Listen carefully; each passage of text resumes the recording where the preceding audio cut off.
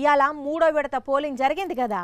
అయితే ఎంత కష్టం ఉన్నా ఓటు వేయడం మన బాధ్యత అనుకుంటా పోలింగ్ కేంద్రాలకు బయలుదేరిండ్రు చాలా మంది ఓటర్లు. ప్రధాని మోడీతో పాటు ఇంకా చాలా మందే ఓటు హక్కును వినియోగించుకున్నారు. లోక్సభ మూడో విడత ఎన్నికల కోసం ప్రధాని మోడీ సారు అహ్మదాబాద్లున్న నిషాన్ హయ్యర్ సెకండరీ స్కూళ్లకు పోయి ఓటేసిండు. ఇక బయటికి వచ్చినాక అక్కడున్న ఓటర్లను ఆప్యాయంగా పలకరించిండు.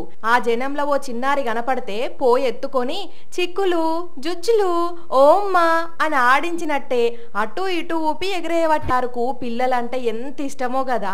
ఇక ఇంకో దిక్కు ఓటు విలువను చాటి చెప్పేతందుకు యూపీలా ఈ వికలాంగుడైన తమ్ముణ్ణి ఆయన తండ్రి వీల్ చైర్లో తీసుకుపోయి ఓటేయించిండు.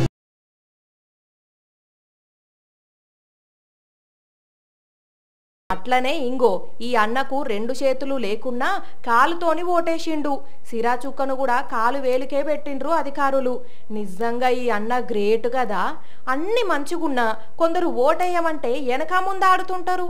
అలాంటోళ్ళు ఈ అన్నను చూసి నేర్చుకోవాల్సిన అవసరం ఎంత.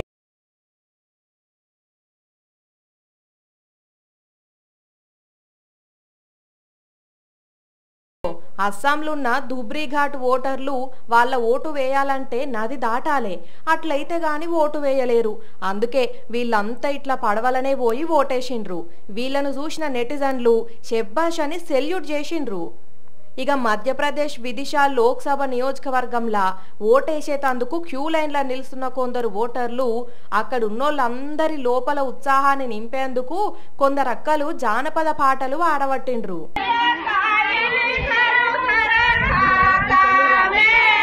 చూస్తున్నారు కదా జనాలు, వీళ్ళు ఎన్ని కష్టాలున్నా ఓటేసేతందుకు ఎట్లా ముందుకొచ్చిండ్రు. అట్లనే మీరు కూడా ఖచ్చితంగా ఓటేయుండ్రి, సరేనా?